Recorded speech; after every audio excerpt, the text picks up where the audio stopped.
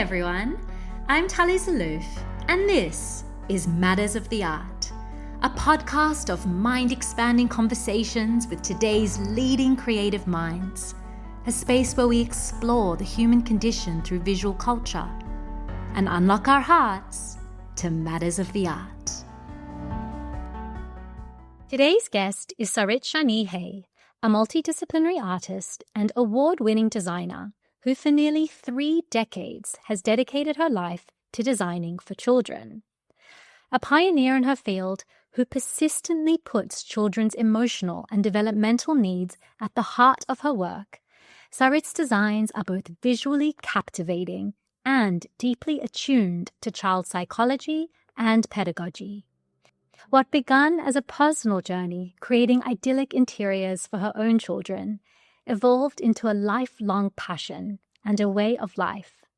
Over the years, SARIT's work has expanded from designing playful objects and intimate spaces to large-scale public projects with a focus on educational environments such as schools and kindergartens.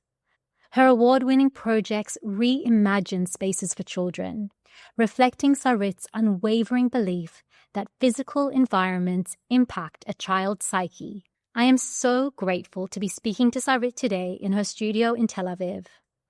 We are in a particularly difficult moment in history following October 7th and the ongoing conflict. So our conversation will ebb and flow between the personal and professional. SARIT is a visionary, and her work presents us with an invitation to experience the exuberance, curiosity, and wonder of childhood. So let's dive right in. Thank you so much. SARIT, you've written that childhood is an inexhaustible source of inspiration. So I'd like to begin by asking you about your own childhood. Did you grow up in a family that encouraged creativity? I grew up in a very creative home. My father was an amateur sculptor, and even at the age of 94, he's still making sculptures every day, and I feel that that's only meaning this is what keeps him alive. Yes. And vital and dynamic and more sharp than me. And the house was very creative in the sense that it was a modest middle-class house. And although everything was very simple, it was very personal. And the home that I grew up was with a lot of painting and sculpture that my father would do. And my mother had a very good eye for aesthetics. So we were very open to beauty. I always drew. My memories takes me to the age of 3 or 4 when my father used to dismantle cardboard box on the supermarket and created beautiful canvas out of them. So in a very early age, I would experiment with drawing on large scales. And I remember that we used to go almost every weekend my father used to take us to a village outside of Tel Aviv, which was called Kfar Azan. And there was a glass factory there. And we, the kids, had this mission to collect very colorful glasses. And then we will make all kind of lamps in the house. So I grew up really loving to experiment. Having the artistic influence of your father and your mother, who you said was very aesthetic too, seeing that imprints on you in some ways. It shapes your artistic identity today and even your life trajectory in some ways. Hearing about your dad turning a supermarket box into a canvas or pieces of glass into a sculpture. If you think about it, the way you approach design is always about flexible design and how something that is functional can also be artistic, always about thinking in a more explorative way. This is something I learned so much for children because whenever I design something for children, I'm always amazed. I have something in my mind and then I'm amazed with their reaction to the object and I learn from this. For example, we are sitting here and this is a piece of work that I've done for the Tel Aviv Biennale a few years ago, just on the verge of COVID, and it was like unsettled time and I felt that I wanted to create peaceful peace, which I call it the Island of Silence.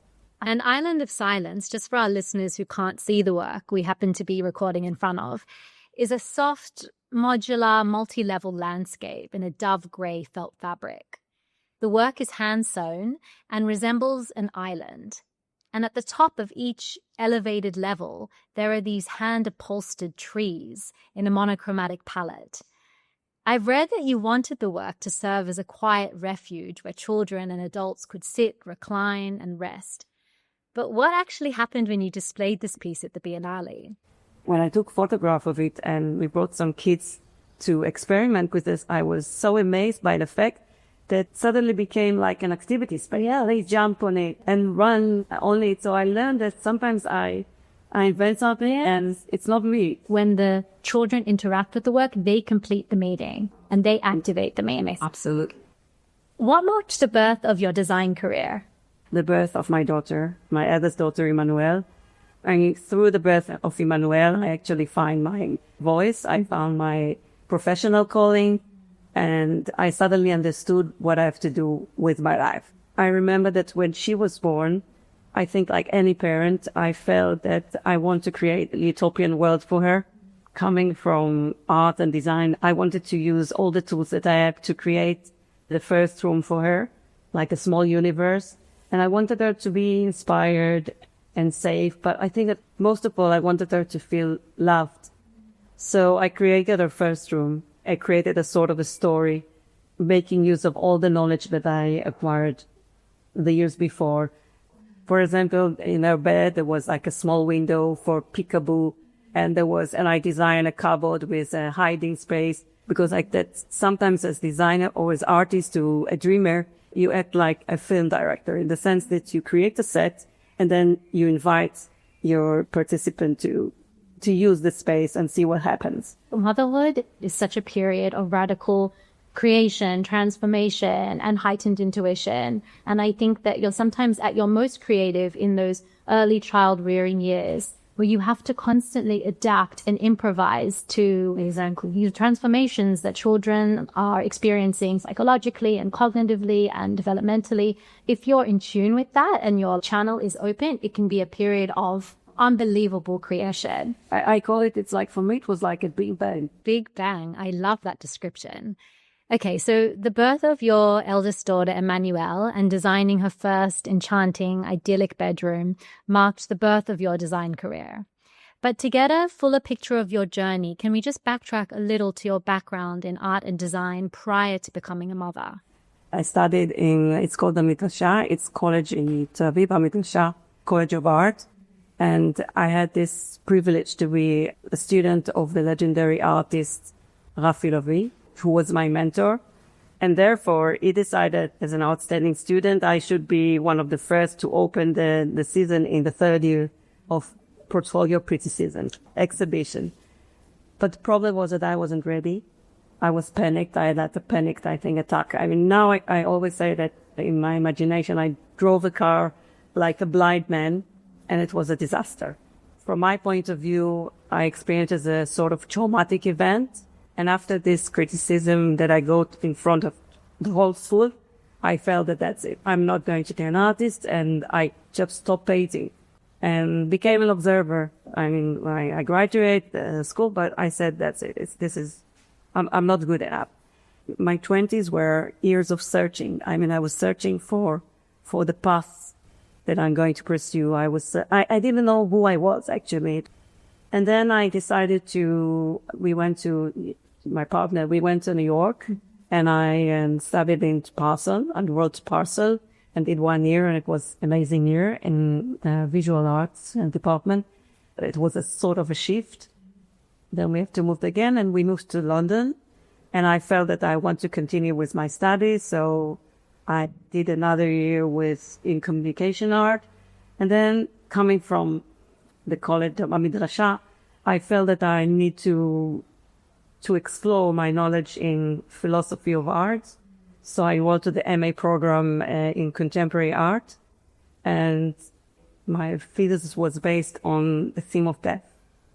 Interesting. Yes, and because it was MA program, I was exploring all kind of psychoanalysis theories of Freud, childhood, and the way childhood impacts our life, pleasure principle. And I can say that I was very obsessive with the theme of death.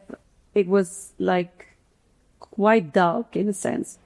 And then I came to Israel to give birth, and I felt that I had enough with dark subject, and I want to concentrate in the vitality of life. So in a way, the birth of my daughter is the birth of myself. It's like a double birth.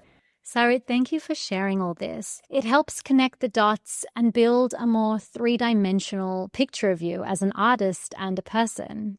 I find it really fascinating how you describe that traumatic experience at Hamid Rashid College during your portfolio criticism as a type of death. And then, after years of soul-searching, you return to this theme of death in your MA thesis. For me, there's a strong life message here about how, from deep darkness and self-doubt, you took the time to pause, to lean into the discomfort, to learn, to information gather, and eventually emerge, rebirthed in some ways. Quite literally, you birthed a baby, but also yourself. And there's so much more to unpack here about failure being such an essential stepping stone for success. But there's lots to cover, so I'm going to move on to the next question, which explores your artistic influences and sources of inspiration. They range from the geometric rhythms of Mondrian to the child-centric principles of Montessori, as well as African tribal craft techniques. As podcasts are typically a non-visual medium, although there will be a few film segments from our conversation, I'm wondering for those listening who have never seen your work, how would you describe your distinctive style? My language is quite eclectic. It's built from so many layers of inspiration. And first of all, on the one hand, I have a strong affinity to modernism.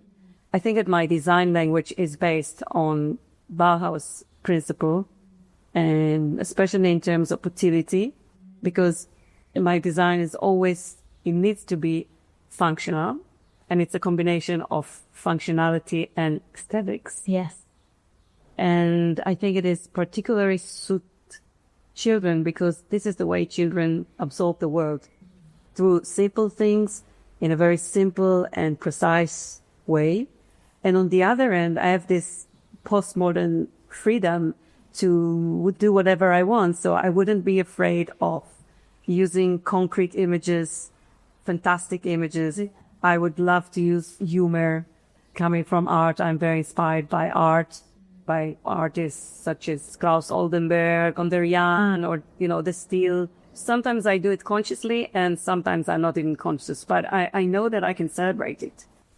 How has designing for children connected you with your own inner child? Design is longing to something that will never come back. And at the same time, it's a strive to compensate on something that you didn't have. I always remember there is an Israeli poet, legendary poet, Hillel, who used to say that as an artist, in order to be authentic, you need to remember how you felt when you were a child. And this is something I carry with me. I always had this affinity to toys. And I'm still excited by things that usually adult people don't get excited from. And I have toys that are only mine. And when I go abroad, this is what I'm looking for. Sarit, you have such an endearing childlike spirit and a true love of the imaginative possibilities that toys carry. You're a designer, but I think this enduring affinity to childhood also makes you a great storyteller. So this brings me to the next question. What's your favorite object you've designed and what is the story behind it? I think I would choose the crocodile. Yes, the soft beanbag. This crocodile, of course, the oceans he went to, and I actually first exhibited in an exhibition in Barcelona. And then it went to New York. I think it came from my own private jungle, and I've lived in Africa. And I think the whole ideas of animals and animals that terrify you, this is something that occupies my mind, and this is my way to maybe overcome my fears. And we had this tendency to look at animals and feel some empathy towards them. So I think the reason I like this crocodile is that it comes from a fear or anxiety. I made it in a way that children would like to hug it. And the enormous size of this crocodile, which is between the concrete and the abstract because it's hand sewed. And there's like a special curves in this crocodile, and everything is hand stitches. And this is why it's crazy to do it. There is something which really evoke empathy, I think. So all my design is based on humanity. I'm trying to do something which really evokes emotions and empathy. Although the crocodile in the context of your design is a crocodile that is empathetic and is a crocodile that is soft and tactile on the skin. And we usually read books about the hungry crocodile. Yeah, in the context of your design, it takes on a different quality. Sarit, you mentioned just briefly that you lived in Africa. And I know from my research, this was a truly formative experience, living in Lagos, Nigeria from 1993 to 1994. Can you share a bit about your time in Africa and how African culture and craft techniques influenced your creative process? Africa for me was a very transformative experience. Again, talking about fear and conquering your fears and anxiety. When I gave birth, my partner needed to leave to Africa to his work. And I was so terrified going with the baby to Africa. So it took me a while. I mean, I waited for a few months, and then eventually I wanted to join him. And I was also very curious about Africa. And when I got there, it became like a virus in my soul. I fell in love completely. On the one hand, I was, there was a bit of anxiety living there with a baby. But very soon I became very open to this exotic culture. And I was always conscious that I look at it as a tourist. And I mean, my gaze was a tourist one. So for me, it was exotic, although, you may see very harsh scene in Africa. You see a lot of poverty and you see a lot of handicap in the streets, begging for money. At the same time, it's such a wonderful and exotic and vibrant culture with colors and textile and smells. And it was like a sensory experience. And for me, with all my knowledge in art and my affinity to modernism, the beginning of modernism, artists like Picasso and Cubist artists, suddenly, as if I saw in the markets, in the free market, all the masks, all the African masks and the crafts and the handmade works of art, for me it was like as if a dream came true. I grew up on Gauguin and Picasso, was inspired by it. And suddenly I saw it in the streets. I was amazed. It was an overwhelming experience. And also it very much connected with my parenthood, because I was a young mother. I really had this ability to explore Africa with Emmanuel. Took her with me to the flea markets. I took her with me to the beach, and we had all kind of interaction. Because some of the crafts, technique and aesthetics I took with me. I mean, they used to sell, for example, in the market, their hand-carved toys for children. And I was completely inspired. As I said, it became a virus because it took me a while until I digested it. And only 10 years after I came back from Africa, I made this exhibition, my solo exhibition, which was called Back to Africa. I mean, it was Africa, but it was back to my personal Africa. And I guess you describe it as your own personal Africa, because you're aware that the exhibition and the portrayal of the continent is from your own lens. You're seeing Africa from the eyes of a foreigner. So you put it very well, a foreigner. That's the word. Okay, so I'm just trying to visualize this all with our listeners. You're a new mother with a baby in a foreign country. You don't speak the language. And what I find so interesting and fitting is that you find yourself gravitating towards craft and the textiles in the flea markets and artisans.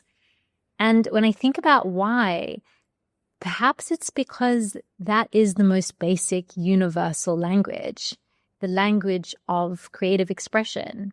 And this act of making, which you were so absorbed by, I mean, it goes beyond words. Absolutely. You look at African masks, they're very basic and they're very visual and they're symbols. So even taking the symbolism that you see in African crafts and then integrating it into modern Western design, this is something I like to bring to my own work, which is quite eclectic. Your clients range from the Six Senses Hotel to hospital clinics and high-tech companies. What should someone expect when they choose to work with SARIT SHANI HAY Studio? Creativity is the essence. Yes. But if I have to define our studio, because I work with women, we have the space of women who are all mothers. So we really share this motherhood in different ages, and we're very passionate about what we do, and we love what we do. We truly believe that the environment has so much impact and on children's well-being. And it can be, first of all, as you said, you have mentioned few channels that I work with. It can be health space, and then it has a lot of impact on the healing process, whether it's a hospital, for example, on the healing process of the young patient. It can be a school, and then what happens when pedagogy meets design, because we can do so much with it together, especially in our era. And what happens in the hospitality business. I think that children are the best clients, and they well deserve a beautiful environment that will inspire them and in a way create home, which is away from home. Whenever we work on a project, we always strive to understand the essence of our clients' needs, and we're striving to translate this vision into a physical environment to make his dream come true. Maybe that's the essence. I love to work with private clients because I think that also to design for a family their kids' room is a big challenge, because you are becoming like a psychologist in a way. You need to know the family, you need to know how they live. It's very intimate. Exactly. So, and it's important because everything begins at home, as the philosopher Gaston Bachelard said. The French philosopher said, the home is inscribed in us. Exactly. And this is everything starts from home. The home is our first universe. We need to feel safe there in order to dream, to be able to dream. What has been your most meaningful public project? So I think that the inclusive school in Tel Aviv, which was the first inclusive school in Tel Aviv, was a flagship project. It's one of the most important projects for me. It really shows how we can use design as a tool for social change. The idea was to integrate kids with disabilities, children on the autistic spectrum, into what we call mainstream classes, to learn what does it mean to create an inclusive school. In other words, big goal was to create an environment that everyone feels safe and welcome. Before we did this project, we had a lot of conducted research, a lot of talks with educational experts, and we really learned what does it mean to create an inclusive school, which is based on universal design. And it means to incorporate in your design basic principles such as accessibility, equality, versatility. But the idea is to create spaces that everyone feels that this is their home. That this is their home, yeah. And it's in your home that you feel the safest to self-express. Absolutely. We created a unique concept which is based on the circle. In this case, it wasn't a full circle. It was circle that is divided into two pieces. And then it's actually as if you're opening the circle and inviting everyone to join the circle. Therefore, a child on a wheelchair, for example, can join the circle very easily. So throughout the school, there were all kinds of circle shapes, which were sometimes benches, sometimes and units of shells. And I'm just talking about the graphic language, but I will go into the philosophy later. And the idea was to create a space that really allows experiential learning through play. We live in an era of tremendous changes, such a dynamic and social, cultural, technological changes, and education has changed. And I believe that the learning environment needs to be rethink.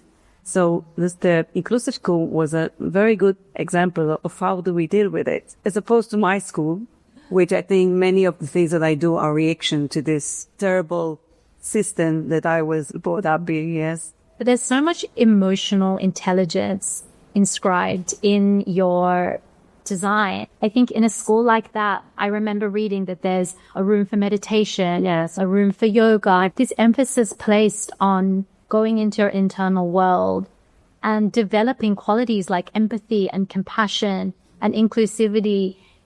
It should be emphasized just as much as regular subjects like maths or science. I love the idea that everything was based on its circular motif. It wasn't only the circular motif, it was also the puzzle. In this school, studies happens everywhere. The idea was to create spaces for learning which are not conventional. And if we look at education, even in the last 100 years, I feel that now there's a shift, but we can definitely say that for the last 100 years, education environment almost hasn't changed, based on a teacher lecturing and students just absorbing and repeating. Or I think that nowadays we need to create, and this is what we did in the inclusive school, we need to create an environment that promotes engagement and allow children to find their own way of studying. It doesn't necessarily need to be in a classroom. It can be in the corridor, the spaces between the classes. We call them inner gardens, in the sense that they became like another space for learning, joyful learning. It's not prescriptive or dogmatic. Yes. It's very dynamic. It's dynamic, but it seems like it's self-directed. Yeah, self-directed is allowing children to find their own way. From my point of view, it's an excellent project of how education nowadays should look like. And probably quite healing for you. Yeah. From the schooling system that you grew up in, that quite oppressive environments. Oppressive is the word. And meant to be in a space that has that vitality, that vibrancy, inclusivity. It's so powerful. You know, I read somewhere that design without depth is just decoration. Absolutely. I truly believe on not doing things that are only aesthetics. They must be functional, and as you say, there should be a depth in it. Otherwise, it doesn't work. This is our responsibility as designer in this era, to create things that are meaningful and have some value for society. A very inspiring project for me, especially in the terms of how do you use design as a social tool for change, which is like a big phrase, but I really truly believe in it, is a project that I've done in the Arabic sector in Tama. It was done with a visionary principal, an amazing woman. I still love her and talk to her once in a while, especially in this crazy time. Sama Chavad. And she called me one day and she said, I want you to design the school that I used to go to. Now I'm the principal. I saw your work and I think we will do something amazing together. And the moment I heard her voice, I said, I'm with you.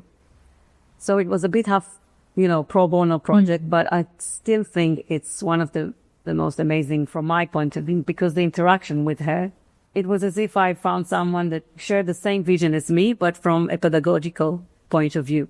Both of us think that schools can be very repressing and oppressive. So we decided that we will create an alternative space for children in the first grade. And the idea was to soften that transition from kindergarten to school by creating an environment that really suggests new ways of learning. So in this area, it was very important for me to convey, in a way, translate the identity of what is it to be a child in Tamra. So many of the graphic elements that comes from the Arabic culture, it was very important for me to incorporate in the design. For example, the embroidery that come from Arabic dresses, we engraved it into the wood, and the color and the skyline, the shape of Tamra village was part of the design. It was very important for me to do it on the one hand in universal language, but at the same time, I wanted that the kids who will go into the school will feel connected. And your design was very much in dialogue with the environment and the space around it. With a lot of respect. It's very important for me to have this dialogue with this amazing lady and incorporate all the things that I heard from her into the space. For example, in one of the panel, which combine looks and alternative taste, we incorporate some sentence from an Arabic songs who say, I'm a child, listen to me. And it was so poignant, and it goes back to everything you said today, full circle moment, about having respect for children and listening to them speak and understanding that children are knowledge bearers. It's good that you mention it, because one of my experience from visiting the school was also a moment that I will never forget. I created a drama space, and when I came there, the children made a theater show, and they were dressed with special costumes that they made themselves. We're talking about kids at the age of 6, so 6.5, because it's first grade. And it was a whole play that was done especially for me. And then I learned that this drama space that we, like a mini theater that we created as part of the program of the brief, was done by children who never spoke in class. And with drama, this was the way to overcome their linguistic problem. I mean, I'm wowed by that story. For children to overcome speech difficulties through drama and the therapeutic potential of drama and being in an environment where you feel fully safe to be celebrated for who you are and to be able to self-express. Sarit, you work in the intersection of art and design. And while your designs must meet practical needs, in your art, you allow yourself to push boundaries to the point of disturbance. I found this to be especially true when researching a group exhibition that you participated in at Tel Aviv's University Art Gallery in 2010. Titled Safe Haven Built Civilian Defense, the exhibition, which is sadly still relevant today, over a decade later, turned a spotlight towards the Israeli practice of living in shelters and safe rooms during times of war. Can you tell us a little bit about the installation you made? The idea was to explore the notion, the concept of safe rooms in a country under attack. How do we protect ourselves? So I decided to create a nursery inside the safe room, which is called Mamad. The way to look at this nursery was through a window. Yes, you couldn't actually enter to the room. It was only through a window. And what I did in this room is, first of all, I wrapped it. I mean, the whole room was wrapped in gray felt, which is called leved. And leved in Hebrew is also lebat, lonely. The idea was actually to create a nursery where there are basic furniture such as a bed, a cupboard, and a table. Everything, as I said, was wrapped with this gray felt. And in the room, there was mommy mouse and a baby mouse. The baby mouse was sleeping in the bed, which was, again, made out of this upholstered felt. The whole work was very monochromatic. And it was made of this fabric, which is, for me, it reminds me army blankets. And it was very itching. So in a way, there was, as you probably understand, it looks very innocent thing, but on a way it was dealing with the uncanny and something which really makes you not so comfortable, because from first glance it looks a very, innocent moment. Mommy mouse takes to bed her child, the baby mouse, who sleeps in white stretch sheets, and his head is on a white pillow, but on the pillow I embroidered red messiahs with red thread. There was a contradiction between this quiet scenery from home, and I think this was my way to deal with the fragility of life in Israel, the fragility of existence, because we have this fake illusion that we are safe, but unfortunately we're not safe. It was really dealing with a concept that I deal with a lot in my mind, like the notion of home. And as you mentioned, when I design home, it's always a very good and optimist idea. And then this exhibition, it was an opportunity for me to deal with the harsh of reality and things that you usually don't bring to your kids' room. When I saw images from this exhibition and when I read about it, I was so triggered and moved, and it really struck an emotional chord with me, being a mother in Israel and having spent countless hours in safe rooms with my young children. I realize what it feels like to live in a country that is in an ongoing state of threat. Sarit, as this is Matters of the Art, we ask all our guests, what artwork left the strongest emotional impression on you?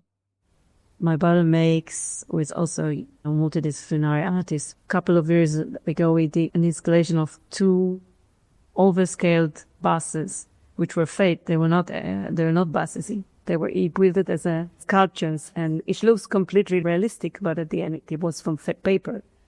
But there was something so sad about it. You could look at this installation through the window, you can never touch it. And to me, we're all the connotation of buses and explosive buses in Israel, and the night scene. To me, it looks like two huge whales with tears. Sarit, I can only imagine how this installation by your brother, Gil Marco Shani, would have felt deeply somber, eerily nostalgic, and even anxiety-inducing. The work was shown at the Israel Museum of Art quite a few years ago, but I can see by your emotion it's left a lasting impact on you. I could talk to you forever, and I feel like we've just scratched the surface of your practice, but this concludes our conversation. I want to thank you so much for this personal, intellectual, and even somewhat philosophical conversation. Thank you, and I would like you next to me all the time. Just reinterpret me. Thank you so much. Thank you for designing in a way that captures the optimism of childhood. For me, this conversation has felt somewhat healing, especially at a time where there's so much heaviness around notions of home and belonging. Your designs give permission to dream and even to rediscover what it feels like to play. Wow. Thank you so much for having me, and thank you so much for making me reflect on my work. Thank you all so much for listening to the 9th episode of Matters of the Art with the inspiring Sarit Shani Hay. I encourage you all to follow Sarit on Instagram at Sarit Shani Hay, where you will see her prolific and pioneering design practice, which ignites our imagination, capturing the joyful spirit of childhood.